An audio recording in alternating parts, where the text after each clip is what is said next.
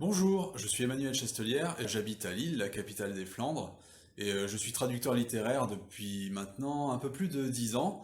Et depuis quelques années, j'ai sauté le pas et j'ai également publié plusieurs ouvrages, notamment chez Critique L'Empire du Léopard, mais aussi Célestopol, qui avait décroché le prix Révélation des Futuriales en 2018, ou Le Village, mon premier roman, en 2016, qui a été nommé au prix Imaginal l'année suivante. Dans mes activités annexes, je suis également l'un des cofondateurs du site dédié à la fantasy, elbakin.net. C'est un site que vous connaissez peut-être pour ses chroniques notamment, où sont suivies de l'actualité, et aussi quelque part peut-être pour sa longévité, car c'est une plateforme qui va fêter ses 20 ans cette année, puisque le site était né avec la trilogie du Seigneur des Anneaux de Peter Jackson, et notamment le suivi justement du tournage.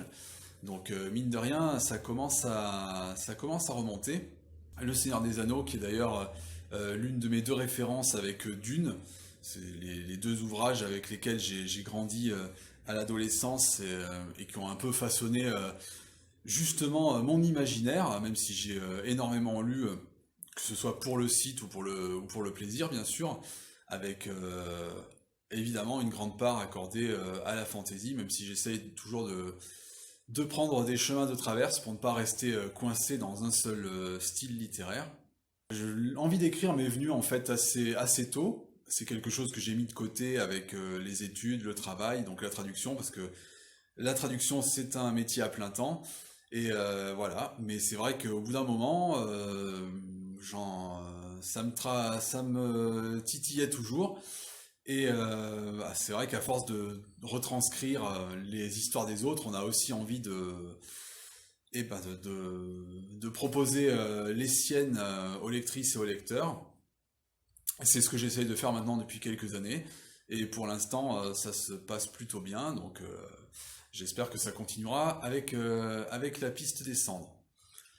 Quant à mes références, outre Tolkien ou bien sûr Frank Herbert, alors là, je vous avoue que j'en ai plein. Ça peut être du Tad Williams pour le très classique, Brent Weeks aussi parmi les auteurs plus récents, comme Scott Lynch bien sûr, mais aussi peut-être mon auteur préféré, China Miéville.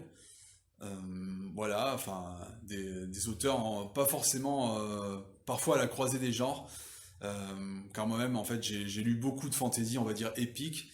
Et c'est vrai qu'au bout d'un moment, ça m'a lassé tout simplement, et j'ai eu envie notamment de m'intéresser à d'autres courants comme le réalisme magique ou la New Weird, euh, qui, euh, qui justement n'ont pas hésité à explorer de nouveaux territoires et parfois à brouiller un peu les frontières, et c'est toujours un exercice intéressant.